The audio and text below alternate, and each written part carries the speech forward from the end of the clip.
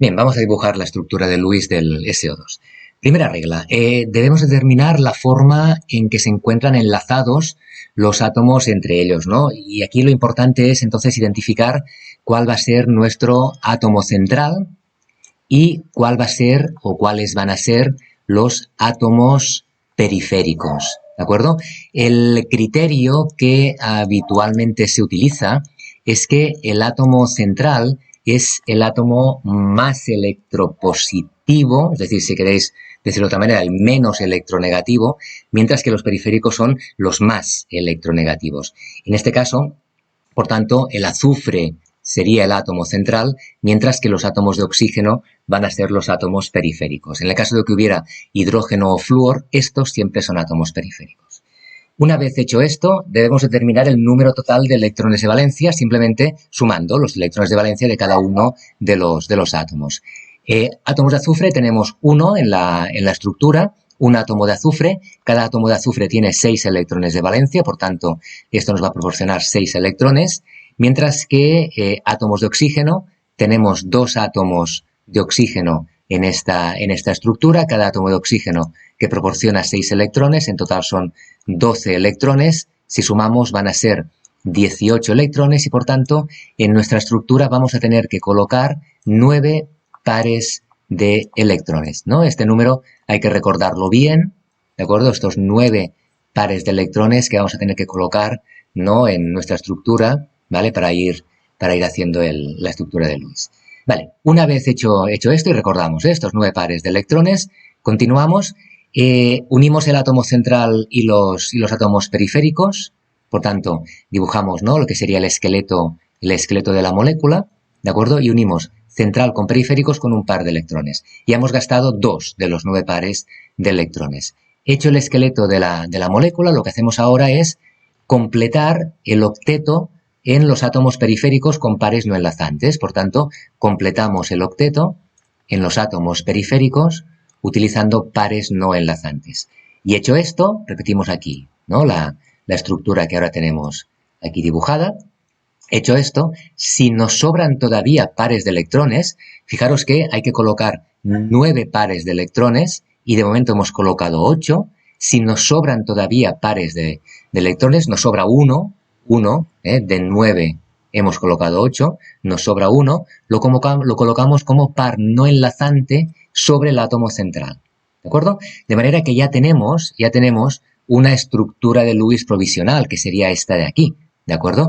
Y ahora lo que hay que hacer es comprobar si se cumple la regla del octeto, ¿vale? Entonces lo que hay que comprobar es, en el caso de que tuviéramos átomos de hidrógeno que estén rodeados por un par de electrones, cualquier otro átomo de un elemento representativo por 4 pares de electrones, ¿sí? Acordaos también de lo que son las excepciones de la regla del octeto, los átomos con octeto incompleto y los átomos con octeto expandido, ¿vale? Bueno, ¿qué vemos en este caso? Pues vemos que el átomo de azufre, en este caso, no cumple la regla del octeto, ¿de acuerdo? No cumple la regla del octeto. No se trata de una de las excepciones, ¿no?, de octeto incompleto, y vemos que está rodeado solamente por 3 pares de electrones. Por tanto, la estructura en principio no sería correcta tal como está dibujada. Acordaros que la estructura la vuelvo a dibujar aquí de nuevo, ¿no?, que hemos obtenido ahora era esta. Teníamos, ¿no?, la estructura dibujada así de esta manera, ¿de acuerdo? Vemos que el átomo de azufre no cumple la regla del octeto. ¿Qué nos dice ahora la siguiente regla? Pues que lo que podemos hacer es formar dobles o triples enlaces con pares no enlazantes de los átomos periféricos. Entonces, por ejemplo, fijaros, con este par no enlazante del átomo de oxígeno podemos formar aquí un doble enlace, de manera que pongo todo el mismo color para que no haya dudas, de manera que, por ejemplo, lo que podemos hacer sería dibujar esta estructura de esta manera, así, en la que ahora vemos que sí que se cumple, ¿no?, la regla del octeto, ¿de acuerdo? Todos los átomos están rodeados por 4 pares de electrones, ¿de acuerdo? Y por tanto esta sería una estructura válida, que ya podríamos dar, ¿no?, como estructura válida para el SO2. Fijaros también que este doble enlace lo podríamos haber formado en el enlace de la derecha, y por tanto aquí nos aparece también la posibilidad de resonancia. Pero este es un concepto en el que ahora no vamos a entrar, ¿De acuerdo? Simplemente estamos intentando ver cuál es la estructura de Lewis estable de esta molécula, y el concepto de resonancia o la existencia de formas resonantes lo dejamos para otros vídeos, ¿de acuerdo? Bueno, entonces, de momento hemos dicho una estructura de Lewis que sería estable o que sería válida, pero fijaros, la regla 9 nos dice que en el caso de que se cumpla la regla del octeto, se está cumpliendo, ¿de acuerdo? Y el átomo central pueda presentar octeto expandido, es el caso del azufre. El azufre es un elemento del tercer período, por tanto, a partir de aquí tenemos orbitales d disponibles, con lo que estos átomos pueden ampliar su octeto. Es posible, en este caso, nos dice la regla 9, dibujar estructuras de Lewis alternativas utilizando pares no enlazantes de los átomos periféricos para formar más dobles o triples enlaces. Por tanto, sería posible dibujar una estructura de Lewis alternativa. Fijaros, ¿no?, que hemos conseguido, ¿no?, esta estructura de Lewis que decimos que es válida, ¿de acuerdo? Pero podríamos utilizar todavía, por ejemplo, un par de electrones no enlazantes de este átomo de oxígeno para formar aquí otro doble enlace, ¿de acuerdo?